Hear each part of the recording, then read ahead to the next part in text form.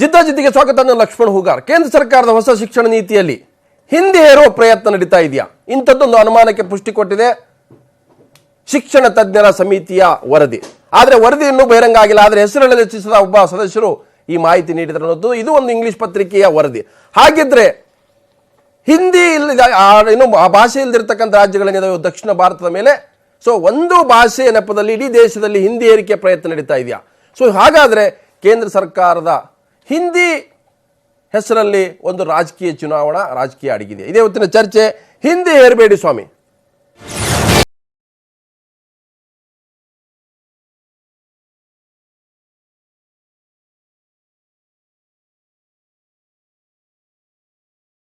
ಸಮಿತಿ ಈಗ ವರದಿ ಸಿದ್ಧ ಮಾಡಿಕೊಂಡಿದೆ. ಕೇಂದ್ರ ಸರ್ಕಾರದ ಕೈಗೆ ಹೋಗಬೇಕು, ಅಷ್ಟೇ ಬಾಕಿ ಇರೋದು. ಹಾಗಿದ್ರೆ ಈ ವರದಿಯಲ್ಲಿರ್ತಕ್ಕಂಥ ಅಂಶಗಳ ಬಗ್ಗೆ ಈಗ ನಾವು ನೋಡೋದಾದ್ರೆ, ಹೊಸ ಶಿಕ್ಷಣ ನೀತಿ ರೂಪಿಸಲು ಮುಂದಾಗಿರುವ ಕೇಂದ್ರ, ಅದಕ್ಕಾಗಿ ವಿಜ್ಞಾನಿ ಕೆ ಕಸ್ತೂರಿರಂಗನ್ ನೇತೃತ್ವದ ಸಮಿತಿ ಕೂಡ ರಚನೆ ಆಗಿತ್ತು 1.5 ವರ್ಷಗಳ ಹಿಂದೆ. ಅದಕ್ಕೆ ಈಗಾಗಲೇ ಟೈಮ್ ಕೂಡ ಮುಗಿದಿದೆ. ಹಲವು ಮಹತ್ವದ ಶಿಫಾರಸುಗಳ ಮಹತ್ವದ ವರದಿ ಈಗ ರೆಡಿ ಆಗಿದೆ. ಅದು ಈಗ ಕೇಂದ್ರ ಕೈ ಸೇರಬೇಕಿದೆ. ಶೀಘ್ರವೇ ಕೇಂದ್ರದ ಮಾನವ ಅಭಿವೃದ್ಧಿ ಸಚಿವರಿಗೂ ಕೂಡ ಸಲ್ಲಿಕೆ ಆಗುತ್ತೆ. ಕೆ ಕಸ್ತೂರಿರಂಗನ್ ವರದಿಗಾಗಿ ಕಾಯ್ತಾ ಇದೆ ಕೇಂದ್ರ ಸರ್ಕಾರ. ಸೊ ಈ ಒಂದು ವರದಿ ಬಹಳ ನಿರೀಕ್ಷೆ ಮತ್ತಷ್ಟು ಕುತೂಹಲಕ್ಕೂ ಕೂಡ ಎಡೆ ಮಾಡಿದೆ. ಕೇಂದ್ರಕ್ಕೆ ಸಲ್ಲಿಸಿದ ವರದಿಯಲ್ಲಿ ಹಿಂದಿ ಏರಿಕೆ ಪ್ರಸ್ತಾಪ ಕೂಡ ಇದೆ. ಇದನ್ನು ಇವತ್ತು ದಿ ನ್ಯೂ ಇಂಡಿಯನ್ ಎಕ್ಸ್ಪ್ರೆಸ್ ಪತ್ರಿಕೆ ವರದಿ ಮಾಡಿದೆ. ಸೊ 1ರಿಂದ 8ನೇ ತರಗತಿವರೆಗೆ ಹಿಂದಿಯನ್ನ ಕಡ್ಡಾಯವಾಗಿ ಕಲಿಸಬೇಕು ಅನ್ನೋದು ಹೆಸರುಗಳಲ್ಲಿ ರಚಿಸಿದ ಒಬ್ಬ ಸದಸ್ಯರು ಇಂಥ ಮಾಹಿತಿಯನ್ನ ಬಿಚ್ಚಿಟ್ಟಿದ್ದಾರೆ. ಅಂತ ಯಾವುದೇ ವರದಿ ನಮ್ಮ ಕೈ ಸೇರಿಲ್ಲ ಅಂತೇಳಿ ಕೇಂದ್ರದ ಮಾನವ ಅಭಿವೃದ್ಧಿ ಸಚಿವ ಜಾವಡೇಕರ್ ಕೂಡ ಸ್ಪಷ್ಟನೆ ಕೊಟ್ಟಿದ್ದಾರೆ. ಅಂತ ಏರಿಕೆ ಪ್ರಸ್ತಾವನ ಮುಂದಿಲ್ಲ, ಅದ್ರ ಬಗ್ಗೆ ಯಾವುದೇ ರೀತಿಯಾದ ನಿರ್ಧಾರ ಕೈಗೊಂಡಿಲ್ಲ ಅಂತ ಸ್ಪಷ್ಟನೆಯನ್ನು ಕೂಡ ಕೊಟ್ಟಿದ್ದಾರೆ. ಅದ್ರ ಮಧ್ಯೆ ಇವತ್ತು ವರದಿಯಲ್ಲಿ ಏನಿದೆ ಅನ್ನುವಂಥದ್ದು ಕೂಡ ಹೆಸರು ಹೇಳಲು ಇಚ್ಛಿಸಿದ ಸದಸ್ಯರೊಬ್ಬರು ಒಂದು ಪತ್ರಿಕೆ ಇಂಡಿಯನ್ ಎಕ್ಸ್ಪ್ರೆಸ್ ಪತ್ರಿಕೆಗೆ ಮಾಹಿತಿ ನೀಡಿದ್ದಾರೆ. ಹಾಗಿದ್ರೆ ಡಾಕ್ಟರ್ ಕಸ್ತೂರಿರಂಗನ್ ವರದಿಯ ಶಿಫಾರಸುಗಳನ್ನು ನೋಡೋದಾದ್ರೆ ಕೆಲವು ಪ್ರಮುಖವಾಗಿರ್ತವೆ, ಅಧಿಕೃತವಾಗಿ ಬರಬೇಕಾಗಿದೆ. ಅದರಲ್ಲಿ ಪ್ರಮುಖವಾಗಿರ್ತಕ್ಕಂಥದ್ದು, ವಿವಾದಕ್ಕೆ ಎಡೆ ಮಾಡತಕ್ಕಂಥದ್ದು 8ನೇ ತರಗತಿವರೆಗೆ, ಅಂದ್ರೆ 1ರಿಂದ 8ನೇ ತರಗತಿವರೆಗೆ ಹಿಂದಿಯನ್ನ ಕಲಿಸಬೇಕು. ಶಿಕ್ಷಣಕ್ಕೆ ಸಂಬಂಧಿಸಿ ಶಾಶ್ವತ ಉನ್ನತಾಧಿಕಾರ ಸಮಿತಿ ರಚನೆ ಆಗಬೇಕು. ಅದು ಪ್ರಧಾನಿ ನೇತೃತ್ವದ ಶಾಶ್ವತ ಉನ್ನತಾಧಿಕಾರ ಸಮಿತಿ ರಚನೆಗೆ ಮುಂದಾಗಿರ್ತಕ್ಕಂಥದ್ದು. ಕಾಲಕಾಲಕ್ಕೆ ಈ ಸಮಿತಿ ಸಭೆ ಸೇರಿ ಚರ್ಚೆಗಳನ್ನು ಮಾಡಬೇಕು, ಬದಲಾವಣೆಗಳನ್ನು ಮಾಡಬೇಕು. ಅಧಿಕಾರೇತರ ಮುಖ್ಯಸ್ಥರ ಮೂಲಕ ನಿಯಂತ್ರಣ ವ್ಯವಸ್ಥೆಯನ್ನು ಕೂಡ ಜಾರಿಗೆ ತರಬೇಕು ಅನ್ನುವಂಥದ್ದಿದೆ. ಹಾಗೆಯೇ ತಾಂತ್ರಿಕ ಔದ್ಯೋಗಿಕ ಕೋರ್ಸ್ಗಳಿಗೆ SC/ST ಸ್ಟೂಡೆಂಟ್ಸ್ಗೆ ಪ್ರೋತ್ಸಾಹವನ್ನು ಕೊಡಬೇಕು. ಸಮಿತಿ ಶಿಫಾರಸು ತಯಾರಿಸುವ ಮುನ್ನ ಹಲವು ಸಭೆಗಳನ್ನ ಮಾಡಿದೆ ಅನ್ನುವಂಥದ್ದು. 2018 ಆಗಸ್ಟ್ 10ರಂದು ಮ್ಯಾರಥಾನ್ ಸಭೆಯನ್ನ ಮಾಡಿತ್ತು ಈ ಒಂದು ತಜ್ಞರ ಸಮಿತಿ. ಪ್ರಧಾನಿ ಕಚೇರಿಯಿಂದಲೂ ಕೂಡ ಸಲಹೆಯನ್ನ ಪಡೆದಿದೆ, ಮಾಹಿತಿ ಪಡೆದಿರತಕ್ಕಂಥದ್ದು. ಹಾಗಾಗಿ ಸಚಿವ ಪ್ರಕಾಶ್ ಜಾವಡೇಕರ್ ಜೊತೆ ಚರ್ಚಿಸಿ ಇದು ಜಾರಿಗೆ ಬರ್ತಕ್ಕಂಥದ್ದು. ಅಂತಿಮವಾಗಿ ಇದು ಒಪ್ಪೋದು ಬಿಡೋದು ಕೇಂದ್ರ ಸರ್ಕಾರ ಸಂಬಂಧಪಟ್ಟಿದ್ದು. ಆದರೆ ಈ ವರದಿ ಈಗಾಗಲೇ ಸಿದ್ಧ ಆಗಿದೆ ಅನ್ನೋದು.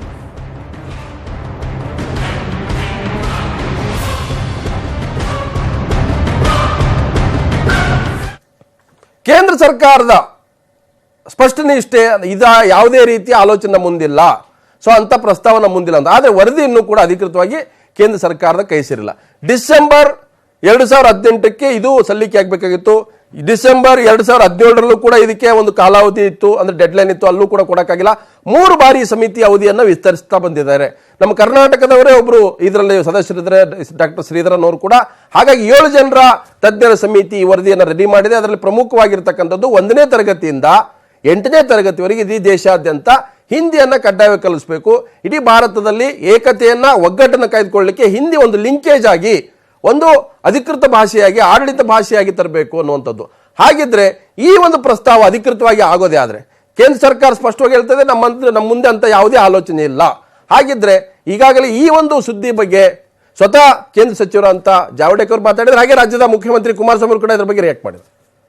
Not even Hindi, but the committee has not made any recommendation about making any language, for that matter, mandatory throughout the country, because our diversity is our strength, and students must learn multilingual things.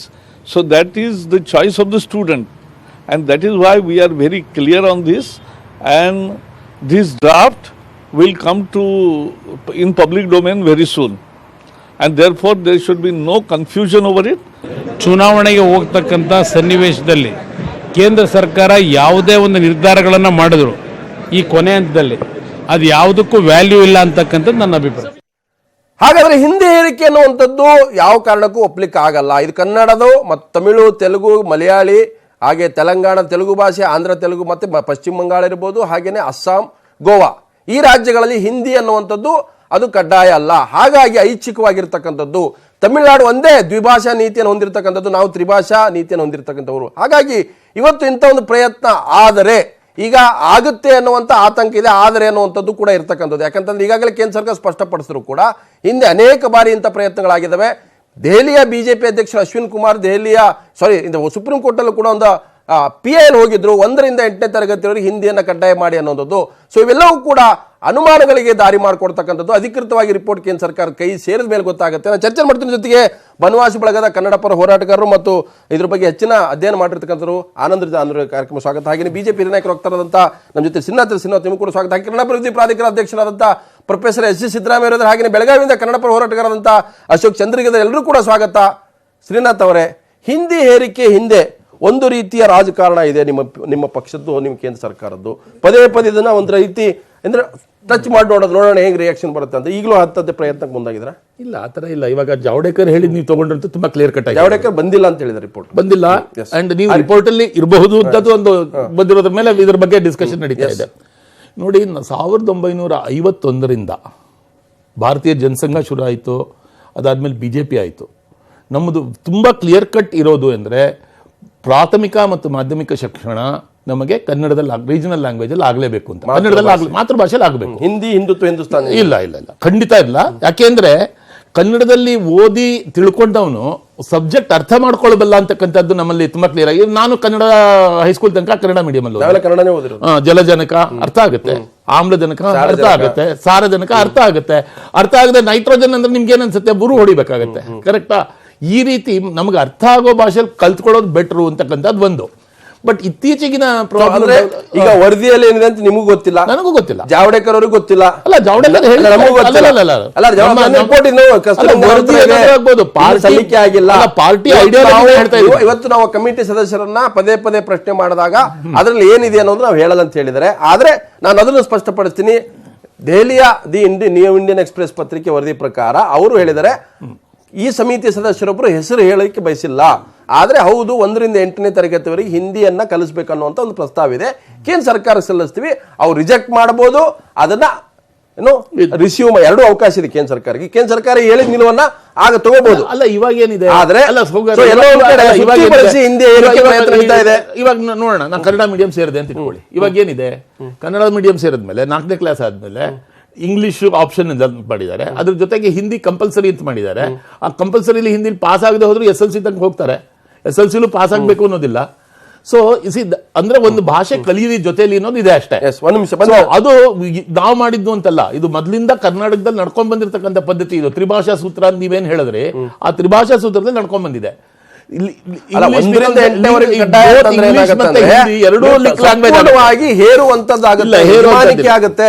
Ashok ಚಂದ್ರಿಗೆ ಅವರೇ, ಇವತ್ತು ಪದೇ ಬೇರೆ ಸ್ವರೂಪದಲ್ಲಿ ಇವತ್ತು ಬ್ಯಾಂಕ್ನ ಪರೀಕ್ಷೆಗಳಲ್ಲಿ ಹಿಂದಿ ಕಡ್ಡಾಯ ಇರುತ್ತೆ, ಕನ್ನಡ ಬೇಕು ಅಂತ ಹೋರಾಟ ಮಾಡಂಗಾಯ್ತು.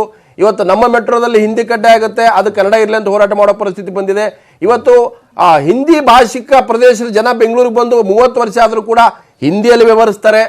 ಇಲ್ಲ, ಅಲ್ಲಿ ಉತ್ತರ ಭಾರತದ ಹಿಂದಿಯ ನಾಯಕರು ಹೇಳ್ತಾರೆ, ದಕ್ಷಿಣದಿಂದ ಬರ್ತಕ್ಕಂಥವ್ರು ಇಲ್ಲಿ ಬಂದು ಕೆಲಸ ಮಾಡ್ತಾರೆ ವಿವಿಧ ಹಂತದಲ್ಲಿ ಕೇಂದ್ರ ಸರ್ಕಾರದ ನೌಕರಿಗಳಲ್ಲಿ ಮತ್ತೆ ನ್ಯಾಯಾಂಗ ವ್ಯವಸ್ಥೆಯಲ್ಲಿ, ಅವ್ರಿಗೆ ಹಿಂದಿ ಗೊತ್ತಾಗಲ್ಲ, ಹಾಗಾಗಿ ಹಿಂದಿ ಕಲಿಸಬೇಕಾಗತ್ತೆ, ಕಮ್ಯುನಿಕೇಶನ್ ಲ್ಯಾಂಗ್ವೇಜ್ ಅಂತ ಹೇಳ್ತಾರೆ. ಹಾಗಿದ್ರೆ ಅಲ್ಲಿಂದ ಇಲ್ಲಿ ಬರೋವರಿಗೆ ಕನ್ನಡ ಕಲಿಬೇಕು, ತಮಿಳು ಕಲಿಬೇಕು, ತೆಲುಗು ಕಲಿಬೇಕು ಅನ್ನುವಂಥ ಆಸೆ ಇರಲ್ಲ. ಚಂದ್ರಿಗೆ ಅವರೇ, ಇದು ಕೇಂದ್ರ ಸರ್ಕಾರ ಇಂಥದೆಲ್ಲ ಹಿಂದಿ ಹೇರಿಕೆ ಕಡ್ಡಾಯ ಇಂಥದ್ದು ಮಾಡೋದು ಬಿಟ್ಟು ಮೊದಲು ಪ್ರಾದೇಶಿಕ ಭಾಷೆಗಳ ರಕ್ಷಣೆ ಕೆಲಸ ಮಾಡಬೇಕು. ಯಾಕಂದ್ರೆ ಮೋದಿಯವರು ಗುಜರಾತಿ ಬಗ್ಗೆ, ಆಮೇಲೆ ತಮಿಳುನಾಡವರು ತಮಿಳರ ಬಗ್ಗೆ, ಮರಾಠರು ಮರಾಠಿಗರ ಬಗ್ಗೆ ಆ ಪ್ರಾದೇಶಿಕ ಭಾಷೆಗಳ ರಕ್ಷಣೆಗಾಗಿ ಕೇಂದ್ರ ಸರ್ಕಾರ ಮುಂದಾಗಬೇಕೆ ಹೊರತು ಇಂಥದ್ದೆಲ್ಲ ಕಡ್ಡಾಯ ಮಾಡ್ತಾ ಹೋದ್ರೆ ಕೇಂದ್ರ ಸರ್ಕಾರಕ್ಕೆ ತಿರುಗುಬಾನು ಆಗೋ ಸಂಭವ ಐತಿ. ನಿಮಗೆ ನೆನಪಿರಬಹುದು ಹುಗಾರವ್ರೆ, ಇಂದಿರಾ ಗಾಂಧಿ ಅವರು ಒಮ್ಮೆ ಆಲ್ ಇಂಡಿಯಾ ರೇಡಿಯೋ ಅನ್ನೋದನ್ನ ದಿಸ್ ಇಸ್ ಆಕಾಶವಾಣಿ ಅಂತ ಮಾಡಿದಾಗ ತಮಿಳುನಾಡಿನ ಪ್ರತಿಭಟನೆ ಆಯ್ತು. 24 ತಾಸಿನಲ್ಲಿ ಅವರು ಇಂದಿರಾ ಗಾಂಧಿ ಅವರನ್ನ ಹೋರಾಟ ಆಯ್ತು. 24 ತಾಸಲ್ಲಿ ಹೊಂದ್ ತಕೊಂಡ್ರು. ಅಲ್ಲ, 1967 ಕಾಂಗ್ರೆಸ್ ಮನೆಗೆ ಹೋಯ್ತಲ್ಲ, ಇವತ್ತು ಭಾಷೆ ಅಲ್ಲ, 1967 ಕಾಂಗ್ರೆಸ್ ಹಿಂದಿ ಏರಿಕೆಯಿಂದ ಅಧಿಕಾರ ಕಳ್ಕೊಳ್ತಾ. ಅದಕ್ಕೆ ಈ ಅಂತ ದುಸ್ಸಾಹಸಕ್ಕೆ ಕೇಂದ್ರ ಸರ್ಕಾರ ಕೈ ಹಾಕಬಾರದು. ಸಿದ್ದರಾಮಯ್ಯನವರು ಹಿಂದಿನ ಮುಖ್ಯಮಂತ್ರಿ 2 ಸಲ ಮೋದಿ ಅವರನ್ನು ಭೇಟಿಯಾಗಿ ಮಾತುಕತೆ ಮಾಡಿದ್ರು.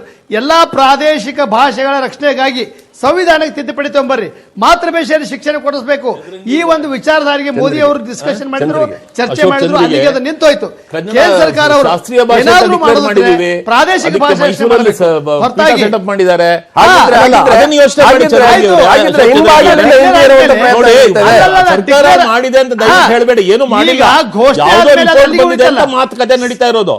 ಅಂಡ್ ಈ ಅಲ್ಲಲ್ಲ, ಮಾತುಕತೆಯಲ್ಲಿ ನೀವು ನಾನು ಸರ್ಕಾರ ಹೇಳೋದು- ಮೋದಿ ಅವರು ಮಾಡಿದ್ದಾರೆ ಆ ತರ ಎಲ್ಲ ಅಲ್ಲಲ್ಲ, ಮಾತಾಡಿದ್ರೆ ಸರಿ ಇರಲ್ಲ. ನೋಡಿ. ಯಾವುದು ಮಾಡಿಲ್ಲ. ಹಂಗಲ್ಲ. And ಕನ್ನಡಕ್ಕೆ ಶಾಸ್ತ್ರೀಯ ಅಲ್ಲ, ಸನ್ಮಾನ ಮುಂಜಾಗ್ರತೆ. ಕೊಟ್ಟಿದ್ದು ಯಡಿಯೂರಪ್ಪ ಅವರ ಇವತ್ತು ಸರ್ಕಾರ ವರದಿ ಇದ್ದಾಗ ಬಂದ- ಅದಕ್ಕೆ ಓಡಾಡಿ ಶಾಸ್ತ್ರೀಯ ಹೇಳೋದು, ಭಾಷೆ ಅಂತ ಮಾಡಿ ಅದನ್ನ ಅವರು ಕನ್ನಡ ವರದಿಯನ್ನು ಭಾಷೆಗೆ ಏನ್ ತಿರಸ್ಕಾರ ಮಾಡಬೇಕು ಮಾಡಿ ಮಾಡಿದಿವೆ. ನಾವು ಸ್ವಾಗತ ನೀವು ಮಾಡ್ತೇವೆ. ದಯವಿಟ್ಟು ಈ ರೀತಿ ಆದ್ರೆ ಈ ನಮ್ಮ ಮೇಲೆ ಪ್ರಯತ್ನ ಏನೋ ಮಾಡೋದು ಹೊರಿಸಬೇಡಿ ಅಷ್ಟೇ. ನಾವು ಮುಂಜಾಗ್ರತೆ ನೋಡಿ. ಹಾ. ಇಲ್ಲ ಮುಂಜಾಗ್ರತೆ ಮಾಡಬೇಕು. ಪ್ರಾದೇಶಿಕ ಪಕ್ಷಗಳ ರಕ್ಷಣೆಗಾಗಿ ಮೋದಿ ಅವರು ಏನ್ ಮಾಡಿದ್ರು?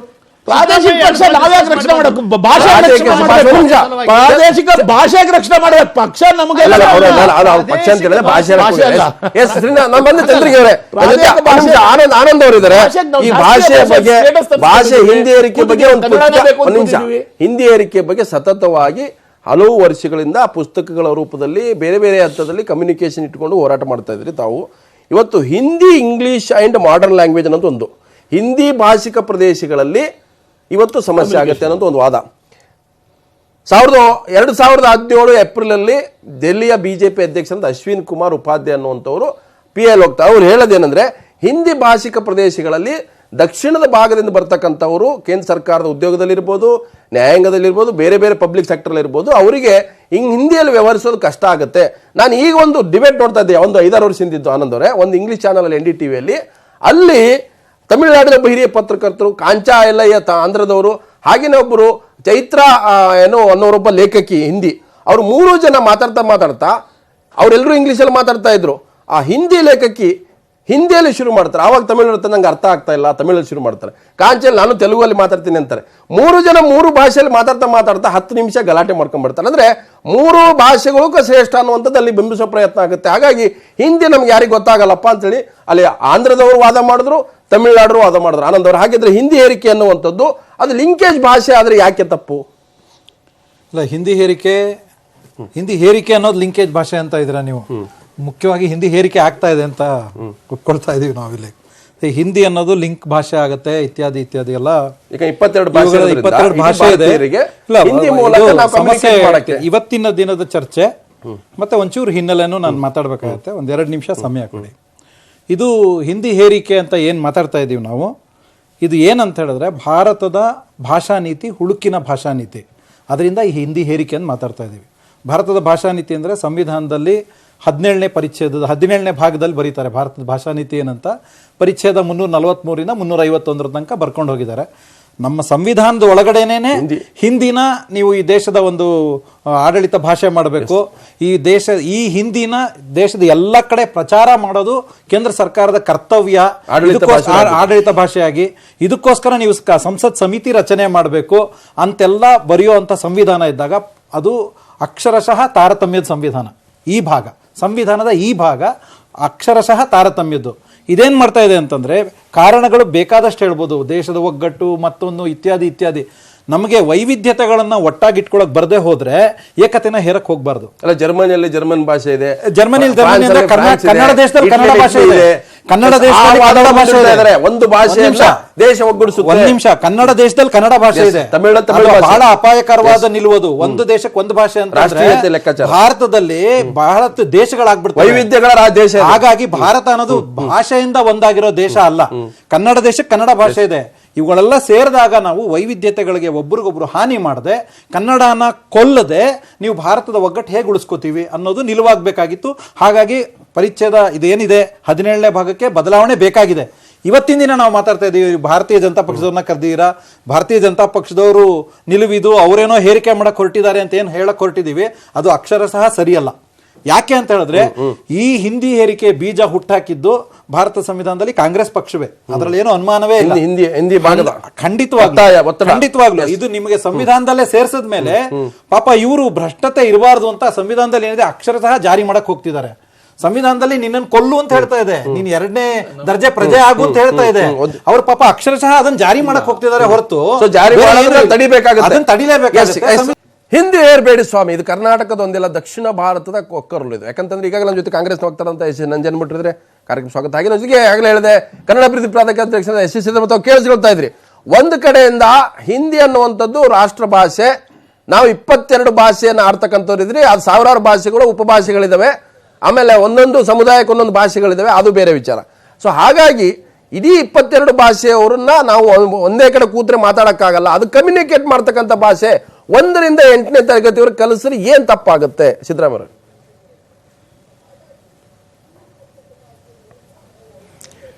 ನೋಡಿ, ನೀವು ಸಂವಿಧಾನದಲ್ಲಿರೋ ವಿಚಾರವನ್ನು ಕುರಿತಂತೆ ಆನಂದ್ ಹೇಳಿದರು. ಆದರೆ ಒಂದು ಗಮನಿಸಬೇಕಾದ್ದು, ಕಾಂಗ್ರೆಸ್ ಪಕ್ಷ ಇದ್ದಂಥ ಸಂದರ್ಭದೊಳಗೆ ಯಾವ ಕಾರಣದಲ್ಲೂ ಕೂಡ ಹಿಂದಿ ಹೇರಿಕೆಯನ್ನ ಇಷ್ಟು ಉಗ್ರವಾದ ರೀತಿಯೊಳಗೆ ಮಾಡ್ತಿರಲಿಲ್ಲ. ಯಾಕೆಂತಂದ್ರೆ ನೀವು ಗಮನಿಸಿ ಹಾಗೇನೆ 2014ರವರೆಗೆ ಬ್ಯಾಂಕಿಂಗ್ ಸಿಸ್ಟಮ್ನಲ್ಲಿ ಇದ್ದ ರಿಕ್ರೂಟ್ಮೆಂಟ್ ಪಾಲಿಸಿ ಈ ಸರ್ಕಾರ ಬಂದ ಮೇಲೆ ಚೇಂಜ್ ಆಯಿತು.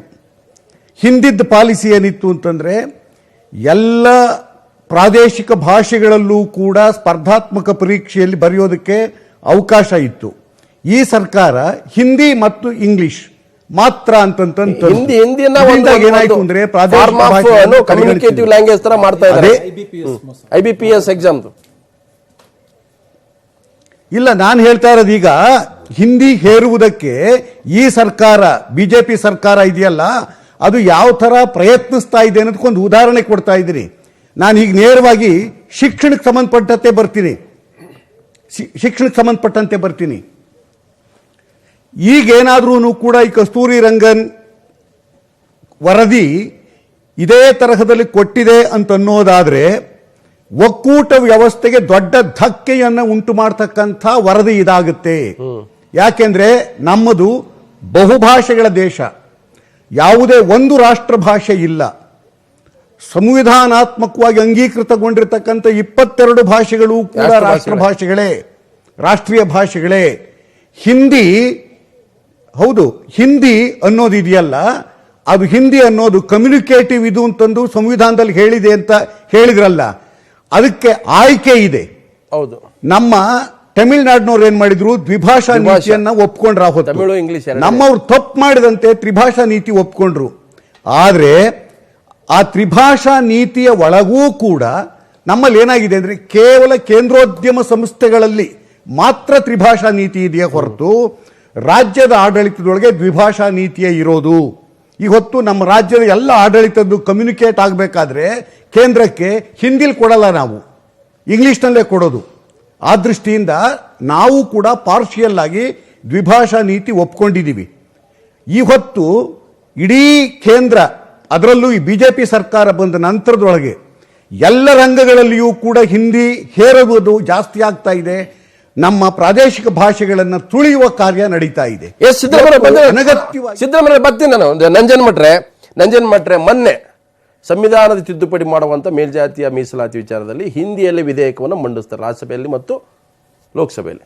ಅಲ್ಲಿ ನಮ್ಮ ಕರ್ನಾಟಕದ ಸಂಸದರೊಬ್ಬರು GC ಪಕ್ಷದವರು ಕನ್ನಡದಲ್ಲಿ ಮಾತಾಡ್ತಾರೆ. ಸೊ ಇಷ್ಟು ವೈವಿಧ್ಯವಾಗಿರ್ತಕ್ಕಂಥದ್ದು ನಮ್ಮ ಭಾಷೆ. ಒಂದು ಕಡೆ ಇವತ್ತು ಹಿಂದಿ ಹೇರೋದ್ರಿಂದ ಅಥವಾ ಹಿಂದಿ ಬರೋದ್ರಿಂದ ಸೊ ಎಲ್ಲರೂ ಕೂಡ ಒಂದು ಯುನೈಟ್ ಆಗಿರ್ತೀವಿ, ಒಂದು ಸಹೋದರತೆ ಬರುತ್ತೆ ಅನ್ನುವಂಥ ಒಂದು ವ್ಯಾಖ್ಯಾನ ಕೊಡ್ತಾರೆ. ಅದಕ್ಕೆ ಸಪೋರ್ಟಿವ್ ಆದಂಥ ಒಂದು ಪೂರಕವಾದಂಥ ಒಂದು ಮಟೀರಿಯಲ್ಸ್ ರೆಡಿ ಮಾಡ್ತಾರೆ. ಹಾಗಿದ್ರೆ ನಾವು ಇಲ್ಲಿವರೆಗೂ ಕೂಡ ಇಷ್ಟು ವರ್ಷ ಸ್ವಾತಂತ್ರ್ಯ ನಂತರ ಕೂಡ ನಾವೆಲ್ಲರೂ ಕೂಡ ಅಣ್ತಮ್ಮತರನೇ ಇದೀವಲ್ಲ. ಭಾಷೆಯ ವೈವಿಧ್ಯತೆ ಇದೆ, ಊಟದ ವೈವಿಧ್ಯತೆ ಇದೆ, ನಮ್ಮ ಉಡುಗೆ ತೊಡುಗೆಗಳ ವೈವಿಧ್ಯತೆ ಇವೆ. ಈಗ ಹಮ್ ಹಿಂದಿ ಅಂತ ಹೇಳ್ತಕ್ಕಂಥ ಒಂದು ಭಾವನಾತ್ಮಕವಾಗಿ ಬೆಳೆಸುವಂಥ ಪ್ರಯತ್ನ ನಡೀತಾ ಇದೆಯಾ? ಹಮ್ ಕನ್ನಡ ಅಂತ ಹೇಳೋಣ, ಹಮ್ ಹಿಂದಿ ಅಂತ ಕೇಳಬೇಕು. ಭಾಷೆ ಹೇರಿಕೆ ಹಕ್ಕನ್ನು ಒಂದು ಕಸಿದುಕೊಂಡಂಥದ್ದಂಥದ್ದು ಹೇಳ್ಬೋದು, ಹಕ್ಕಿನ ಮೇಲೆ ಪ್ರಹಾರ ಅಂತಕ್ಕಂಥದ್ದನ್ನು ಕೂಡ ಹೇಳ್ಬೋದು. ಆದರೆ ಭಾಷೆ ಜ್ಞಾನ ತಪ್ಪಲ್ಲ, ಅದು ಐಚ್ಛಿಕ. ಅದು ಐಚ್ಛಿಕ. ಈಗ ನಾವು ಕರ್ನಾಟಕ ದಾಟಿ ಹೋದ್ರೆ ತೆಲುಗುನು ಕಲಿಬೇಕಂತ ಆಸೆ, ಮರಾಠಿನೂ ಬರುತ್ತೆ, ಹಿಂದಿನ. ಈಗ ನಾವು ಕರ್ನಾಟಕದಲ್ಲೇ ಇದನ್ನ ದಾಟಿ ನಾವು ಎಲ್ಲಿ ಹೋಗಲ್ಲ ಅಂತ ಆಣಿ ಬೇರೆ ಮಾಡೋಕ್ಕಾಗಲ್ಲ. ಬೇರೆ ಬೇರೆ ಪ್ರದೇಶಗಳಿಗೆ ಹೋಗಬೇಕಾಗ್ತದೆ. ವಿಶೇಷವಾಗಿ ಹಿಂದಿ ನನ್ನ ಅನುಭವದ ಪ್ರಕಾರ ನೀವು ಎಲ್ಲಿ ಹೋದರೂ ಭಾಳ ಆದರೆ ತಮಿಳ್ನಾಡಲ್ಲಿ ಮಾತ್ರ ಹಿಂದಿ ನಾನು ಕಂಡಿಲ್ಲ. ತಮಿಳ್ನಾಡು ನನ್ನ ಪ್ರವಾಸದಲ್ಲಿ ಬಟ್ ಆಂಧ್ರ ಇರ್ಬೋದು, ಬೇರೆ ಬೇರೆ ರಾಜ್ಯಗಳಲ್ಲಿ ನಾವು ಹಿಂದಿಯಲ್ಲೇ ಮಾತಾಡಬೇಕಾಗ್ತದೆ. ಇಂಗ್ಲೀಷ್ ಬಂದರೆ ಇಂಗ್ಲೀಷ್ನಲ್ಲೂ ಕೆಲವು ಇಂಗ್ಲೀಷನ್ನು ಕಲಿತವ್ರು ಎಷ್ಟು ಜನ, ಇಂಗ್ಲೀಷ್ನವ್ರನ್ನ ವಿದ್ಯಾವಂತರನ್ನ ಹುಡುಕೊಂಡು ಹೋಗಿ ಮಾತಾಡಬೇಕಲ್ಲ. ಸಾಮಾನ್ಯವಾಗಿ ನಾವು ಹಿಂದಿ ಯಾರ ಹತ್ರ ಆದರೂ ಕೂಡ ಮಾತಾಡುವುದಕ್ಕೆ, ಅವರಿಂದ ಏನಾದರೂ ವಿಷಯ ವಿವರ ತಿಳಿದುಕೊಳ್ಳೋಕ್ಕೆ ಸಾಧ್ಯವಾಗ್ತದೆ. ಆದರೆ ಯಾವುದೇ ಒಂದು ನಿರ್ಣಯಗಳು, ಲೋಕಸಭೆದಿರ್ಬೋದು, ನನ್ನ ದೃಷ್ಟಿಯಲ್ಲಿ ಕೋರ್ಟಿನ ನಿರ್ಣಯಗಳು ಕೂಡ ಆಯಾ ಪ್ರಾದೇಶಿಕ ಭಾಷೆಯಲ್ಲೇ ಒಂದು ತೀರ್ಪನ್ನು ಮಾಡ್ತಕ್ಕಂಥದ್ದಾದರೆ ಆ ಕಕ್ಷಿಗಾರನಿಗೆ ಶುರು ಆಗ್ತಾ ಇದೆ. ಹೈಕೋರ್ಟಲ್ಲೂ ಕೂಡ ಕನ್ನಡದ ಕೇಂದ್ರ ಸರ್ಕಾರದ ಗೃಹ ಇಲಾಖೆ ರಿಜೆಕ್ಟ್ ಮಾಡಿದೆ. ಕನ್ನಡದಲ್ಲಿ ನೀವು ತೀರ್ಪು ಕೊಡೋ ವ್ಯವಹಾರ ಮಾಡಂಗಿಲ್ಲ ಹೈಕೋರ್ಟ್. ಇದು ಸರಿಯಲ್ಲ.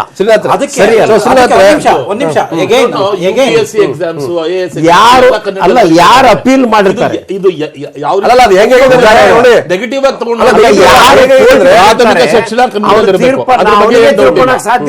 ಭಾಷೆ ವೈಸ್ ರೀಜನಲ್ ಲ್ಯಾಂಗ್ವೇಜ್ ನನಗೆ ಒಂದು ಇವ್ರ ಸರ್ಕಾರ ಇರ್ಬೋದು ತಳ್ಳಿದೆ. UPSC ಮತ್ತೆ ಅಲ್ಲ UPSC ಮತ್ತೆ IAS ಕನ್ನಡದಲ್ಲಿ ತಗೋಬಹುದು ಸರ್. ಇವತ್ತು ಬರೀ ಇಂಗ್ಲಿಷ್ ಅಲ್ಲಿ ಇತ್ತು. ಶಿವರಾಮ್ ಅವರು ಚೇಂಜಸ್ ಆಯ್ತು. ಯಾವಾಗ ಬಂತು? 2012-2013 ಮೇಲೆ ಬಂತು ಚೇಂಜಸ್. ಸರಿ, ಸಂದರ್ಶನ ನೀವು ಕನ್ನಡದಲ್ಲಿ IAS ಪರೀಕ್ಷೆಗೆ ಸಂದರ್ಶನ ಕನ್ನಡದಲ್ಲಿ ಎದುರಿಸಬಹುದಾ? ಅದಿಲ್ಲ ಅಂದೆ. ನಾನು ಹೇಳ್ತಾ ಇರೋದು ಏನಂತಂದ್ರೆ, ಮೂಲ ಸಂವಿಧಾನದಲ್ಲಿ ಅಡಗಿದೆ. ಈ ಏನು ನಮ್ಮನ್ನ ತುಳಿಯಕ್ಕೆ 2ನೇ ದರ್ಜೆ ಪ್ರಜಾ ಮಾಡಿದೆ, ಅದ್ರ ಮೂಲ ಸಂವಿಧಾನದಲ್ಲಿ ಇದೆ. ಇವತ್ತಿನ ದಿನ ಈ ಕಸ್ತೂರಿ ರಂಗನ್ ಅವರ ವರದಿ ಏನ್ ಬಂದಿದೆ ಅಂತ ಏನ್ ಮಾತಾಡ್ತಾ ಇದೀವಿ, ಬರುತ್ತಾ ಬರಲ್ವಾ ಅಥವಾ ಕೇಂದ್ರ ಮಂತ್ರಿಗಳು ಜಾರಿ ಮಾಡಲ್ವಾ, ಬೇರೆ ಪ್ರಶ್ನೆ. ಆದ್ರೆ ಸಂವಿಧಾನದ ಪ್ರಕಾರನೇ ಈಗಾಗಲೇ ಸಂಸತ್ ಸಮಿತಿ ಅಂತ ಒಂದಿರುತ್ತೆ, ಪ್ರತಿ 5 ವರ್ಷಕ್ಕೂ. ಅದು ಸಂವಿಧಾನದಲ್ಲಿದೆ 345ರಲ್ಲಿ. ಅದ್ರ ಪ್ರಕಾರ ರಚನೆ ಮಾಡಿರೋದು 5 ವರ್ಷಕ್ಕೊಂದು ವರದಿ ಕೊಡುತ್ತೆ. ಈ ವರದಿ ಪ್ರಕಾರ ನನ್ನ ಹತ್ರ 8ನೇ ವರದಿ ಇದೆ ನನ್ನ ಹತ್ರ. ಅದ್ರ ಪ್ರಕಾರ ಅವ್ರೇನ್ ಹೇಳ್ತಾರೆ, ಇಡೀ ಭಾರತ ದೇಶದಲ್ಲಿ ಕಲಿಕಾ ಮಾಧ್ಯಮ ಹಿಂದಿ ಆಗ್ಬೇಕು, ಆಯಾ ಪ್ರದೇಶದ ಭಾಷೆ ಮತ್ತೆ ಇಂಗ್ಲಿಷ್ ಅನ್ನ ಐಚ್ಛಿಕವಾಗಿ ಕಲಿಯಬಹುದು. ನಮಗೆ ಕನ್ನಡನೇ ನಮ್ಮ ಉಳಿದ ಭಾಷೆ ಅಲ್ಲ, ಐಚ್ಛಿಕವಾಗಿ. ನೀವು ನಾನು ನಿಮ್ಗೆ ಇಲ್ಲಿ ಮಾತಾಡ್ಬೇಕಾದ್ರೆ ಇದು ಒಂದು ಮುಖ್ಯವಾದ ವಿಷಯ. ಐಚ್ಛಿಕವಾಗಿ ನಿಮ್ಮ ಮಾತೃಭಾಷೆ ಕಲ್ತ್ಕೋಬಹುದು, ಇಂಗ್ಲಿಷ್ ಕಲ್ತ್ಕೋಬಹುದು. Hindi shall be the medium ಅಂತ ಸಂಸತ್ ಸಮಿತಿ ಒಂದು ರೆಕಮೆಂಡೇಶನ್ ಕೊಡುತ್ತೆ. ಜಾರಿ ಮಾಡಿಲ್ಲ, ರಾಷ್ಟ್ರಪತಿಗಳನ್ನ ತಡೀತಾರೆ, ಮತ್ತೊಬ್ರು ತಡೀತಾರೆ, ಅದೆಲ್ಲ ಬೇರೆ ಪ್ರಶ್ನೆ. ನಮ್ಮ ಭಾರತೀಯ ಸಂಸತ್ ಏನ್ ಯೋಚನೆ ಮಾಡ್ತಿದೆ, ಭಾರತದ ವ್ಯವಸ್ಥೆ ಏನ್ ಕಲಾಂ ಅವರು ರಾಷ್ಟ್ರಪತಿ ಒಬ್ಬೊಬ್ರು ಮಾತಾಡೋದು ಬೇರೆ ಸರ್. ಸಂವಿಧಾನದ ಪ್ರಕಾರನೇ ಇಡೀ ದೇಶ ಹಿಂದಿ ದೇಶ ಮಾಡಕ್ ಹೊರಟಿದ್ದಾರೆ. ಇಡೀ ದೇಶದಲ್ಲಿ ಪ್ರತಿ ಕನ್ನಡ ದೇಶ ಎಲ್ಲ ಒಂದೊಂದು ದೇಶಗಳು ಸೇರಿ ಭಾರತ 70 ವರ್ಷದಿಂದ ಇವರು ವರ್ಷಕ್ಕೆ 300 ಕೋಟಿ 400 ಕೋಟಿ ಖರ್ಚು ಮಾಡಿ ಹಿಂದಿ ಪ್ರಮೋಷನ್ ಮಾಡ್ತಾ ಬಂದಾಗ ಇವತ್ತು ಆ ದೇಶ ಆ ರಾಜ್ಯಕ್ಕೆ ಹೋದ್ರು ಹಿಂದಿ ಬೇಕು, ಈ ರಾಜ್ಯಕ್ಕೆ ಹೋದ್ರು ಹಿಂದಿ ಬೇಕು ಅಂತ ಕಥೆ ಹೇಳ್ತಾ ಇದಾರೆ. ಇದೆಲ್ಲ ಆಗಕ್ ಮೊದಲು, ಸ್ವತಂತ್ರಕ್ಕೆ ಮೊದಲು ನಾವು ಯಾವ ಜೊತೆ ವ್ಯವಹರಿಸ್ತಾನೆ ಇರ್ಲಿಲ್ವಾ? ಈ ಲಿಂಕ್ ಲ್ಯಾಂಗ್ವೇಜಿನ ಪ್ರಭಾವದಿಂದ ಏನಾಗುತ್ತೆ, ಕನ್ನಡದವರು ಕನ್ನಡ ನಾಡಲ್ಲಿ ಬದುಕಕ್ಕಾಗಲ್ಲ, ಹಿಂದಿ ಕಲಿದೆ. ಈ ದುಸ್ಥಿತಿಗೆ ತಲುಪೋದು ಬೇಡ ಅಂತ ಆಗಲೇನೆ ನಾವು ಬೆಂಗಳೂರು ಅಂತಲ್ಲಿ, ಚೆನ್ನೈ ಅಂತಲ್ಲಿ, ಹೈದರಾಬಾದ್ ಅಂತಲ್ಲಿ, ಇವತ್ತು ಮುಂಬೈ ಅಂತಲ್ಲಿ, ಇವತ್ತು ಉತ್ತರ ಭಾರತದ ಬಹಳಷ್ಟು ಜನ ಬಂದಿದ್ದಾರೆ. ನೀವು ಇದನ್ನು ವ್ಯಾಪಿಸ್ಬಿಟ್ರೆ ನಾವು ಕನ್ನಡದ ಪ್ರಕಾರ ಹೋಗಕ್ಕಾಗಲ್ಲ. ಹಾಗಿದ್ರೆ ಇದು ಭಾಷೆ ಏರಿಕೆ ಅಷ್ಟೇ ಅಲ್ಲ, ಇದು ಬೇರೆ ರೀತಿಯ ಹೇರಿಕೆನೂ ಆಗುತ್ತೆ. ಇವತ್ತು ಬೆಂಗಳೂರಿನಲ್ಲಿ 15 ವರ್ಷದಿಂದ ಒಬ್ಬ ಹಿಂದಿ ಇದೆ, ನಮ್ಮ ಮನೆ ಪಕ್ಕನೆ, ಅವನು ಹಿಂದಿನೇ ವ್ಯವಹರಿಸ್ತಾನೆ, ಕನ್ನಡ ಕಲಿಯಕ್ಕೆ ಸಾಧ್ಯ ಇಲ್ಲ. ಅಶೋಕ್ ಚಂದ್ರಗಿ ಅವರೇ ಒಂದು ಪ್ರಶ್ನೆ ಹೇಳ್ತಿರೋದು ನೋಡಿ, ಉತ್ತರ ಭಾರತದಲ್ಲಿ ಹಿಂದಿ ಅದು ಮಾತೃಭಾಷೆ, ಆಡಳಿತ ಭಾಷೆ, ಕಮ್ಯುನಿಕೇಶನ್ ಭಾಷೆ. ದಕ್ಷಿಣ ಭಾರತದಲ್ಲಿ ಆಯಾ ಪ್ರಾದೇಶಿಕ ಮಾತೃಭಾಷೆಗಳೇ ಕಮ್ಯುನಿಕೇಶನ್ ಭಾಷೆ, ಆಡಳಿತ ಭಾಷೆ. ಸೊ ಹೀಗಿರುವಾಗ 8ರಿಂದ 9 ರಾಜ್ಯಗಳಲ್ಲಿ ಹಿಂದಿ ಭಾಷೆ ಕಡ್ಡಾಯ ಅಲ್ಲ. ನಮ್ಮಲ್ಲಿ ತಮಿಳುನಾಡು, ಆಂಧ್ರ, ತೆಲಂಗಾಣ, ಹಾಗೇನೆ ಪಶ್ಚಿಮ ಬಂಗಾಳ, ಅಸ್ಸಾಂ, ಗೋವಾದಲ್ಲಿ ಇಲ್ಲ. ಸೊ ಹಾಗಾಗಿ ಏಕರೂಪವಾಗಿ ಒಂದೇ ಒಂದು ಭಾಷೆ ಆದರೆ ಈಜಿ ಆಗುತ್ತೆ ಅನ್ನೋಂಥ ವಾದ ಇಡ್ತಾನೆ. ಸೊ ನಮ್ಮಲ್ಲಿ ಒಂದು ಕಡೆ ಇಂಗ್ಲೀಷ್ ಬೇಕು ಅಂತಲೂ ಇದೆ, ಅನ್ನೋದು ಭಾಷೆಯಾಗಿ ನಾವು ಕನ್ಸಿಡರ್ ಮಾಡ್ತೀವಿ. ಆಡಳಿತ ಭಾಷೆ, ಕಮ್ಯುನಿಕೇಶನ್ ಲ್ಯಾಂಗ್ವೇಜ್, ಅದ್ರ ಜೊತೆ ಕನ್ನಡ ಮರಿತಾ ಹೋಗ್ಬಿಟ್ರೆ, ಸೊ ಕನ್ನಡ ಎಲ್ಲ ಒಂದು ಕಡೆ ಅದನ್ನ ನಾವೇ ಹೇಳ್ಬೇಕು ಕನ್ನಡ ಕಲಿಯಪ್ಪ ಅನ್ನೋಂಥ ಪರಿಸ್ಥಿತಿ ಬರುತ್ತೆ. ಚಂದ್ರಿಗೆ ಅವರೇ, ಹೌದು. ಈಗ ಹಿಂದಿಯನ್ನು ನಾವು ಆಪ್ಷನ್ ಇಟ್ಟರೆ, ನಾವೆಲ್ಲ ಹಿಂದಿ ಆಪ್ಷನ್ ಇದ್ದಾಗ ನಾವು ಕಲ್ತೀವಿ. ಕಡ್ಡಾಯ ಮಾಡೋದ್ರಿಂದ ಅದನ್ನ ಕಡ್ಡಾಯ ಮಾಡೋದ್ರಿಂದ ಕನ್ನಡಕ್ಕೆ ಮೊಟ್ಟ ಮೊದಲ ಪ್ರಹಾರ ಆಗೋದು ಕನ್ನಡದ ಮೇಲೆ, ಅದು ಇಂಗ್ಲಿಷ್ ಮೇಲೆ ಆಗೋದಿಲ್ಲ. ಈ ಕಡ್ಡಾಯ ಮಾಡೋದು ಬಿಟ್ಟು ಅವರು ಆಪ್ಷನ್ ಇಡ್ಲಿ, ಅದು ಎಷ್ಟು ಆಪ್ಷನ್ ಇಟ್ಟರೆ ಅದನ್ನು ಕಲಿಯೋರು ಕಲಿತಾರೆ. ನಾನು ತಮಿಳುನಾಡು ಆಮೇಲೆ ಕೇರಳ ಎಲ್ಲ ಕಡೆ ಸಂಚಾರ ಮಾಡಿದ್ದೇನೆ.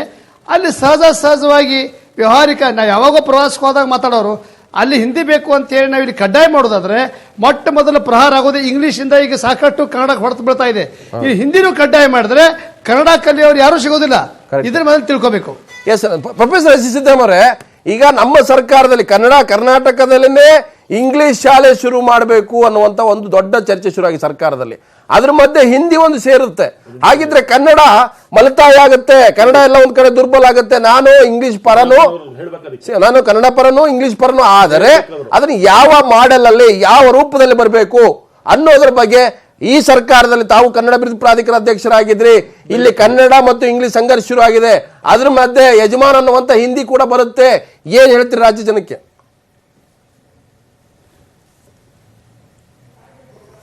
ನೋಡಿ, ಮೊಟ್ಟ ಮೊದಲಿಗೆ ಕನ್ನಡಕ್ಕೆ ಶತ್ರುಗಳು ಯಾರು ಅಂದ್ರೆ ಕನ್ನಡಿಗರು, ಅದರಲ್ಲೂ ವಿಶೇಷವಾಗಿ ನಮ್ಮ IASಗಳು, ಜೊತೆಗೆ ನಮ್ಮ ರಾಜಕಾರಣಿಗಳು.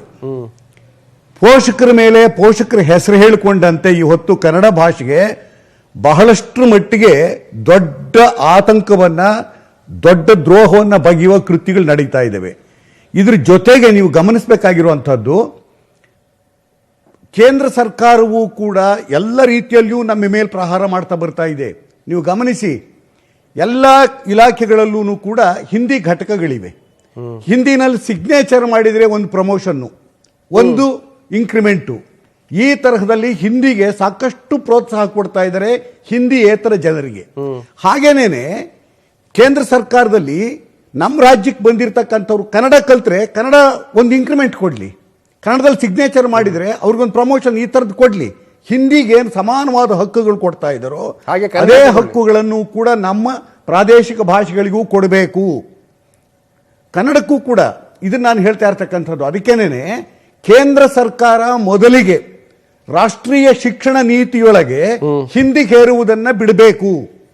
ಪ್ರಧಾನವಾಗಿ ಕೊಡಬೇಕಾದ್ದೇನು ಅಂತಂದ್ರೆ, ಒಕ್ಕೂಟ ವ್ಯವಸ್ಥೆಯೊಳಗೆ ಮಾನ್ಯತೆಗೊಂಡಿರ್ತಕ್ಕಂಥ ಆಯಾ ರಾಜ್ಯದ ಮಾತೃಭಾಷೆಗಳು, ರಾಜ್ಯ ಭಾಷೆಗಳು ಸಾರ್ವಭೌಮ ಭಾಷೆಗಳು ಆ ರಾಜ್ಯದೊಳಗೆ, ಅದಕ್ಕೆ ಮಾನ್ಯತೆ ಕೊಡಬೇಕು. ಅದು ಪ್ರಥಮ ಭಾಷೆ ಆಗಬೇಕು. ಎರಡನೆಯದಾಗಿ ಇಂಗ್ಲಿಷ್ ಆಗಬೇಕು. ಮೂರನೇದು ಆಪ್ಷನ್ ಹಿಂದಿ. ಹಿಂದಿ ಕಡ್ಡಾಯ ಅಲ್ಲ, ಹಿಂದಿ ಆಪ್ಷನ್. ಕಡ್ಡಾಯ ಮಾಡೋದನ್ನ ವಿರೋಧಿಸಲೇಬೇಕಾಗುತ್ತೆ. ಆಲ್ರೆಡಿ ಇದೆ ಈಗ ಹಿಂದಿ. ಖಂಡಿತ ಸಿದ್ಧಾರ್ಥ್ರೆ, ಈಗ ಯಾಕೆ ಇದು ಬೇರೆ ಬೇರೆ ಮುಖವಾಡ ಇಟ್ಕೊಂಡು ಹಿಂದಿ ಎಂಟ್ರಿ ಆಗಿ ಹೊರಡುತ್ತಂದ್ರೆ, ಈಗ ಹಿಂದಿ ಬೇಡ ಬೇಡ ಅಂತ ಹೋರಾಟ ಮಾಡ್ತಾರೆ. ಹೋರಾಟ ಮಾಡಿ ಎಷ್ಟೊತ್ತು ಮಾಡ್ತಾರೆ? ಒಂದ್ ಸ್ವಲ್ಪ ಸುಸ್ತಾಗ್ಬಿಟ್ಟು ನಿದ್ದೆ ಮಾಡ್ತಾರೆ. ನಿದ್ದೆ ಮಾಡಿದಾಗ ನುಗ್ಗಬೇಕು ಅನ್ನುವಂತ ಒಂದು ಪರಿಸ್ಥಿತಿ, ಒಂದು ಮನಸ್ಥಿತಿ ಇರ್ಬೋದು. ಈಗ ನಿಮ್ಮದೇ ಅಧ್ಯಕ್ಷರು, ದೆಹಲಿಯ ಅಧ್ಯಕ್ಷರಾಗಿದ್ದಂಥ ಅಶ್ವಿನ್ ಕುಮಾರ್ ಉಪಾಧ್ಯಾಯ ಹೇಳ್ತಾರೆ, ಕೋರ್ಟ್ಗೆ ಹೋದಾಗ, ಸುಪ್ರೀಂ ಕೋರ್ಟಲ್ಲಿ ಅಪೀಲ್ ಹೋದಾಗ, ಅಂದರೆ PIL ಹಾಕಿ, English will continue to be used for executive, judicial and legal purpose ಅಂತ ಹೇಳ್ತಾರೆ. Students are opting English as a compulsory language, Hindi as a optional which is not good ಅಂತ. ಹಿಂದಿಗೆ ಅಪಾಯ ಆದ್ರೆ ಅವರಿಗೆ ಸಮಸ್ಯೆ ಆಗ್ತಾ ಇದೆ. ನಮ್ಮ ಕನ್ನಡ ಅಪಾಯ ಆದಾಗ ನಾವು ಪ್ರಶ್ನೆ ಮಾಡಬಾರ್ದಾ? ಹಿಂದಿಗೆ ಅಪಾಯ ಆದ್ರೆ ಅವ್ರು ಹೇಳ್ತಾರೆ. ಅಲ್ಲ, ನೀವು ಓದಿದ್ ತುಂಬಾ ಚೆನ್ನಾಗಿ ಓದಿದ್ರೆ, ಇವಾಗ ಲಿಂಕ್ ಲ್ಯಾಂಗ್ವೇಜ್ ಅಂತ ಅಕ್ಸೆಪ್ಟ್ ಮಾಡ್ಕೊಂಡಿದ್ದೀವಿ. ಇವಾಗ ಅವ್ರು ಹಿಂದಿಲಿ ಜಡ್ಜ್ಮೆಂಟ್ ಬರೆದು ಬಿಟ್ರೆ ನಮ್ಗೆ ಏನ್ ಅರ್ಥ ಆಗುತ್ತೆ ಸ್ವಾಮಿ? ಅದನ್ನೇ ಕೇಳ್ತಾರೆ.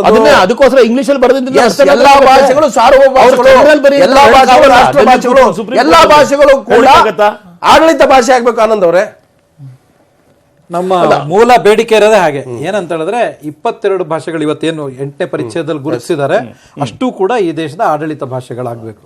ಆಗೇನಾಗುತ್ತೆ, ರಾಜ್ಯದ ಒಳಗಡೆ ಕೇಂದ್ರ ಸರ್ಕಾರದ ಕಚೇರಿ ಇರ್ಬೋದು, ಮತ್ತೊಂದಿರ್ಬೋದು, ಮಗದೊಂದಿರ್ಬೋದು, ಖಾಸಗಿ ಇರ್ಬೋದು, ರಾಜ್ಯ ಸರ್ಕಾರದಿರ್ಬೋದು, ಪ್ರತಿಯೊಂದು ಕನ್ನಡದಲ್ಲಿ ವ್ಯವಹಾರ ಮಾಡುತ್ತೆ. ಮೊದಲನೇದು ಇದು ಆಡಳಿತ ಭಾಷೆಗೆ ಸಂಬಂಧಪಟ್ಟ ಹಾಗೆ ರಾಜ್ಯಗಳ ನಡುವೆ ಬೇಕಾಗಿರೋ ಲಿಂಕ್ ಲ್ಯಾಂಗ್ವೇಜ್ ನ ರಾಜ್ಯಗಳು ತೀರ್ಮಾನ ಮಾಡ್ಕೊಳ್ಳುತ್ತೆ. ಕರ್ನಾಟಕ ತಮಿಳುನಾಡು ಜೊತೆ ವ್ಯವಹರಿಸಬೇಕಾದ್ರೆ ಯಾವ ಭಾಷೆಯಲ್ಲಿ ವ್ಯವಹರಿಸಬೇಕು ನಾವು ತೀರ್ಮಾನ ಮಾಡ್ತೀವಿ. ತಮಿಳ, ಕನ್ನಡನ, ಇಂಗ್ಲಿಷ್ ನಾವು ತೀರ್ಮಾನ ಮಾಡ್ತೀವಿ. ಅದೇ ಕೇಂದ್ರ ಜೊತೆ ವ್ಯವಹರಿಸಬೇಕಾದ್ರೆ ನಾವು ಕನ್ನಡದಲ್ಲಿ ವ್ಯವಹರಿಸ್ತೀವಿ. ಯಾಕೆಂದ್ರೆ ನಾವು ಕನ್ನಡಿಗರು, ತಮಿಳರು, ತೆಲುಗರು ಸೇರಿ ಕಟ್ಕೊಂಡಿರೋದು ಕೇಂದ್ರ. ಹಾಗಾಗಿ ತರ್ಜುಮೆದಾರರನ್ನ ಇಟ್ಕೊಂಡು ಕೇಂದ್ರ ನಮ್ಮ ಜೊತೆ ವ್ಯವಹಾರ ಮಾಡಬೇಕು. ಹೀಗೆ ನಾವು ಸೂಕ್ತವಾಗಿರುವಂತ ವ್ಯವಸ್ಥೆ ನಾವು ಕಟ್ಕೋಬಹುದು. ಬೇಕಾಗಿರೋದು 343ನೇ ವಿಧಿಯಿಂದ 351ನೇ ವಿಧಿ ತನಕ ಏನಿದೆ ಇದನ್ನ ಮೊದಲು ಸ್ಕ್ರಾಪ್ ಮಾಡಬೇಕು. ಇದನ್ನ ನಾವು ಬದಲಾವಣೆ ಮಾಡದೆ ಹೋದ್ರೆ ನಾವೆಲ್ಲ ಏನ್ ಮಾತಾಡ್ತೀವಿ ಮೇಲ್ಮೇಲೆ ಕಾಣೋ ವಿಧಾನ ಆಗುತ್ತೆ. ಈಗಾಗಲೇ ನಾನು ಮುಖ್ಯವಾಗಿ ಹೇಳ್ಬೇಕಾಗಿದ್ದು ತ್ರಿಭಾಷಾ ಸೂತ್ರದ ಬಗ್ಗೆ ಮಾತಾಡ್ತಾ ಇದ್ವಿ. ತ್ರಿಭಾಷಾ ಸೂತ್ರ ಇರೋದು ಎರಡು. ಈಗ ಆಡಳಿತದಲ್ಲಿ ಒಂದಿದೆ, ಕಲಿಕೆನಲ್ಲಿ ಒಂದಿದೆ, ಎರಡು ಬೇರೆ ಬೇರೆ. ಕಲಿಕೆನಲ್ಲಿರೋದು 1968ನೇ ಇಸ್ವಿನಲ್ಲಿ ಮಾಡಿರೋದು. ಅಲ್ಲೇನ್ ಹೇಳ್ತಾರೆ ಅಂತಂದ್ರೆ ಎಲ್ಲಾ ಹಿಂದಿಯೇತರ ನಾಡುಗಳು ಹಿಂದಿನ ಒಂದು ಭಾಷೆಯಾಗಿ ಕಲಿಸ್ಲೇಬೇಕು, ಮತ್ತೆ ಈ ಹಿಂದಿ ನಾಡುಗಳು ಯಾವ್ದಾದ್ರೂ ಒಂದು ಭಾಷೆ ಕಲಿಸ್ಬೇಕು, ಭಾಷೆ ದಕ್ಷಿಣದ್ದು ಪ್ರಿಫರಬಲಿ ಅಂತಾರೆ. ಈ ತರ ಆಯ್ಕೆ ಸ್ವಾತಂತ್ರ್ಯನೂ ನಮಗಿಲ್ಲ ಅಂತಂದ್ರೆ ಇದನ್ನ ಮೊದಲು ತಿರಸ್ಕಾರ ಮಾಡ್ಬೇಕು ರಾಜ್ಯ. ನಮ್ಮ ಬೇಡಿಕೆ ಏನಂತ ಹೇಳಿದ್ರೆ, ಕರ್ನಾಟಕದಲ್ಲಿ ನನ್ಗೆ ಆಯ್ಕೆ ಭಾಷೆ ತುಳು ಆಗ್ಲಿ ಕೊಡವ ಆಗ್ಲಿ, ಇದು ನನ್ನ 3ನೇ ಆಯ್ಕೆ ಭಾಷೆ ಆಗೋ ಸ್ವಾತಂತ್ರ್ಯ ನನಗ್ ಬೇಕು. ಹಿಂದಿನೂ ಆಗ್ಲಿ, ತಮಿಳು ಆಗ್ಲಿ, ನಂಗೆ ಯಾವ್ದು ಬೇಕೋ ಕಡ್ಡಾಯ ಮಾಡಬೇಡಿ. ನನ್ನ ಆಯ್ಕೆ ಸಿದ್ದರಾಮಯ್ಯ ಬೇಕು ತೋರ್ತೀನಿ. ಒಂದು ಭಾಷೆ ತನ್ನ ರಾಜ್ಯದ ತನ್ನ ನೆಲದಲ್ಲಿ ಅದ್ರ ಸಾರ್ವಭೌಮತೆಯನ್ನ ಕಳ್ಕೊಳ್ಳಬಾರದು. ಹಿಂದಿ ಹೇಗೆ ಸಾರ್ವಭೌಮವಾಗಿ ಆ ಪ್ರದೇಶದಲ್ಲಿ ಬೆಳಿಬೇಕಂತ ಅಲ್ಲಿ ಜನ ಬಯಸ್ತಾರೋ ಹಾಗೆ ನನ್ನ ನೆಲದಲ್ಲಿ ಕನ್ನಡ ಸಾರ್ವಭೌಮವಾಗಿರ್ಬೇಕು, ಇಂಗ್ಲಿಷ್ ಅದ್ರ ಜೊತೆಗಿರ್ಬೇಕು, ಹಿಂದಿ ಅದ್ರ ಜೊತೆಗಿರ್ಬೇಕು ಹೊರತಾಗಿ ಹಿಂದಿ ಜೊತೆ ಕನ್ನಡ ಇರಬಾರ್ದು, ಇಂಗ್ಲಿಷ್ ಜೊತೆ ಕನ್ನಡ ಇರಬಾರ್ದು. ಈಗ ಮಹಾರಾಷ್ಟ್ರದಲ್ಲಿ ಮರಾಠಿ ಸಂಸ್ಕೃತಿ ಎಷ್ಟು ರಿಚ್ ಆಗಿದೆ ಗೊತ್ತಿದೆ. ಅಲ್ಲಿ ಉಡುಗೆ ತೊಡುಗೆ, ಅಲ್ಲಿಯ ಜನ, ಅಲ್ಲಿಯ ಸಂಸ್ಕೃತಿ ಇದೆ, ಅಲ್ಲಿಯ ನೀರು ಎಷ್ಟು ಅದ್ಭುತವಾಗಿದೆ, ಅಲ್ಲಿಯ ಏನು ವಾರ್ಕರಿ ಸಂಪ್ರದಾಯ, ಸಂತ ಪರಂಪರೆ. ಮರಾಠಿ ಆಮ್ಚಿ ಮುಂಬೈ ಅಂತ ಹೇಳ್ತಾರೆ ಈಗಲೂ. ಅಲ್ಲಿ ಬಾಲಿವುಡ್ ಇದೆ, ಶೇರ್ ಮಾರ್ಕೆಟ್ ಇದೆ, ಆಮೇಲೆ ಎಲ್ಲಾ ಕಾರ್ಪೊರೇಟ್ ಹೌಸ್ಗಳು ಇರೋದು ಮುಂಬೈನಲ್ಲೇ. ಇವತ್ತು ನಿಜವಾದ ಇಂಡಿಯಾದ ರಾಜಧಾನಿ ಆದ್ರೆ ಮುಂಬೈ ಅಲ್ವಾ? ಮೊದಲಿಂದ ಮುಂಬೈ ರಾಜಧಾನಿ ಅಂತ ಕರೀತಾರೆ. ಮುಂಬೈ ರಾಜಧಾನಿ ಆಗಿದ್ದಾಗಲೂ ಕೂಡ ಮರಾಠಿ ಆಮ್ಚಿ ಮುಂಬೈ ಅಂತ ಯಾಕೆ ಹೇಳ್ತಾರೆ? ಮರಾಠಿ ಅಸ್ಮಿತೆ ಯಾಕಿದೆ? ಅವ್ರು ಬಿಟ್ಕೊಡ್ಬೋದಿತ್ತಲ್ಲ, ಹಿಂದಿಗೆ ಆಪ್ಟ್ ಆಗ್ಬೋದಿತ್ತಲ್ಲ. ನಂಜನ್ ಮಟ್ರೆ ಬಿಟ್ಕೊಟ್ಟಿಲ್ಲ. ಮತ್ತೆ ಹಾಗಿದ್ರೆ ಕನ್ನಡಿಗೆ ಯಾಕೆ ಬಿಟ್ಕೊಡ್ಬೇಕು? ತಮಿಳಿಗೆ ಯಾಕೆ ಬಿಟ್ಕೊಡ್ಬೇಕು? ಹೇರಿಕೆ ಯಾಕೆ?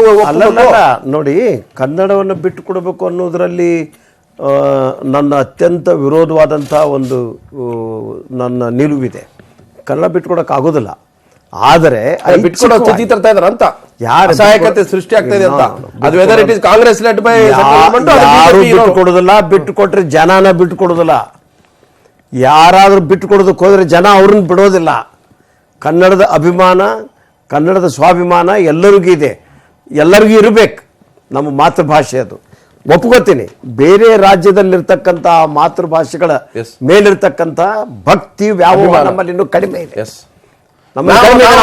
ಅಲ್ಲ, ನಾನು ಒಂದೇ ಹೇಳ್ತೀನಿ, ಸಿದ್ದರಾಮಯ್ಯನವರೇ ಕನ್ನಡಿಗರು ಹೇಗಿದೀವಿ ಅಂದ್ರೆ ತಮಿಳುನಾಡಿಗರನ್ನ ಭಾಷಾ ದುರಾಭಿಮಾನಿ ಅಂತ ಕರೀತಾರೆ.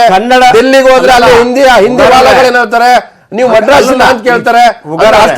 ಅಷ್ಟು ಫ್ಯೂಡಲ್ ಕ್ಯಾರೆಕ್ಟರ್ ಇದೆ ಹಿಂದಿಗೆ.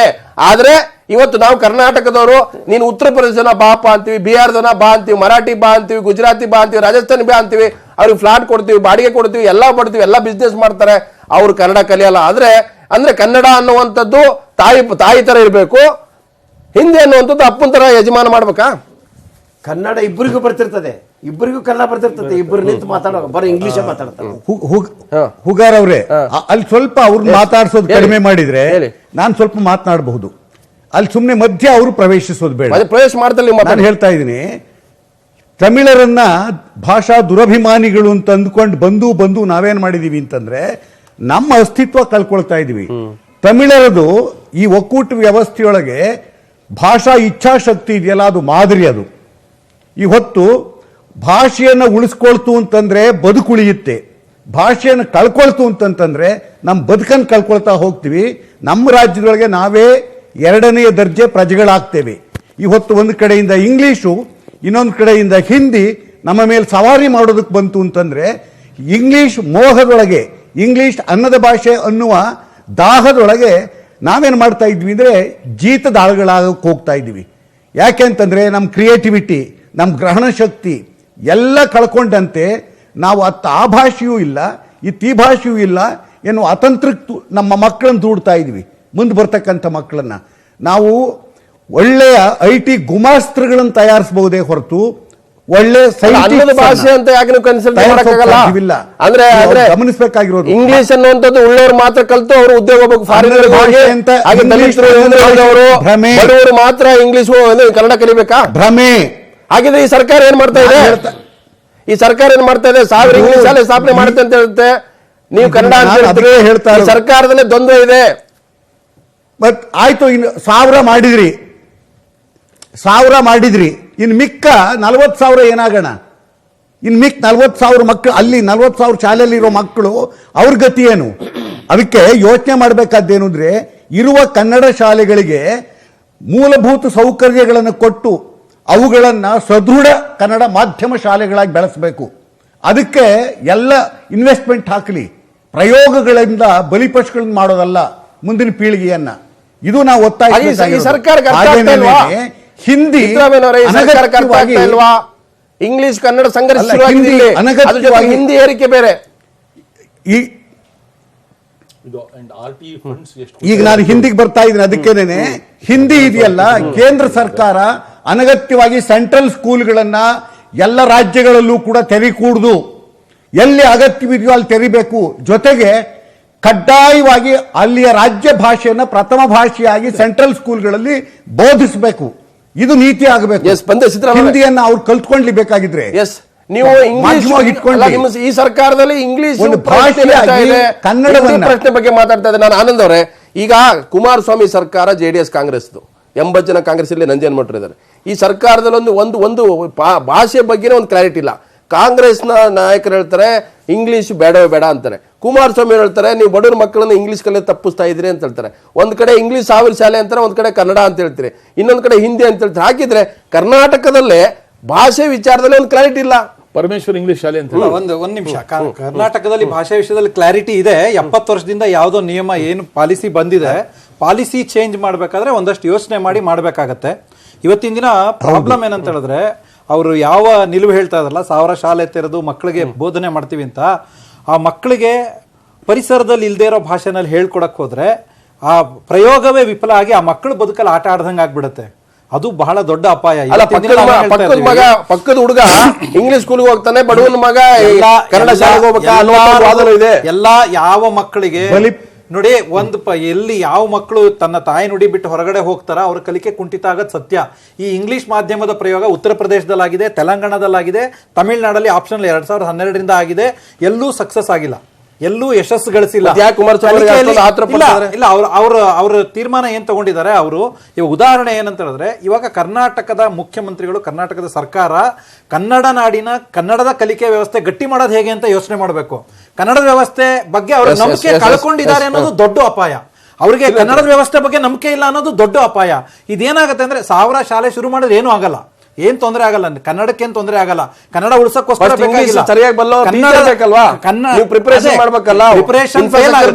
ಎಕ್ಸಿಕ್ಯೂಷನ್ ಫೇಲ್ ಆಗುತ್ತೆ ಅನ್ನೋ ಆತಂಕ ನಮ್ದು.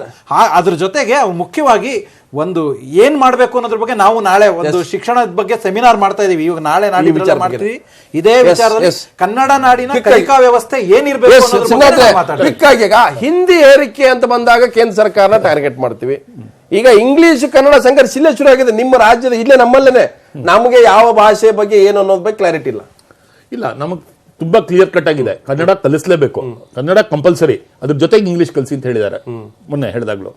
ಯಾಕೆ ಅಂದ್ರೆ ಕನ್ನಡದಲ್ಲಿ ಅರ್ಥವಾಗ್ತಕ್ಕಂಥ ವಿಷಯಗಳು ನೀವು ಇಂಗ್ಲಿಷ್ ಅಲ್ಲಿ ಹೇಳಿ ಅರ್ಥ ಮಾಡ್ಸಕ್ಕಾಗಲ್ಲ, ಬರೋ ಊರು ಓಡಿಸ್ತೀರಾ. ಭಾಷೆ ಮಾಧ್ಯಮಕ್ಕೆ ಕ್ಲಾರಿಟಿ ಬರ್ಬೇಕಲ್ವಾ ಸಿದ್ದರಾಮಯ್ಯನವರೇ? ಗೊಂದಲಕ್ಕೆ ಪರಿಹಾರ ಕೊಡ್ಬೇಕಲ್ಲ. ಕನ್ಫ್ಯೂಷನ್ ಇಲ್ಲ ನಮಗೆ. ನಾನು ಅದನ್ನೇ ಹೇಳ್ತಾ ಇರೋದು. ಕುಮಾರಸ್ವಾಮಿ ಹೇಳಿ, ಅದು ಪರಮೇಶ್ವರ್ಗೆ ಕನ್ನಡ ಮಾಧ್ಯಮವಾಗಿ ಕಂಪಲ್ಸರಿಯಾಗಿ ಕಲಿಸಬೇಕು. ಇಂಗ್ಲಿಷ್ ಒಂದು ಭಾಷೆಯಾಗಿ ಪ್ರಬುದ್ಧವಾಗಿ ಕಲಿಸಿ. ನಾನು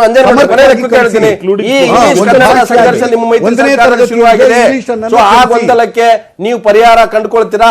ಇದು ಬಹಳ ದೊಡ್ಡ ಪ್ರಮಾಣದ ಎಫೆಕ್ಟ್ ಆಗುತ್ತೆ ಭವಿಷ್ಯದಲ್ಲಿ.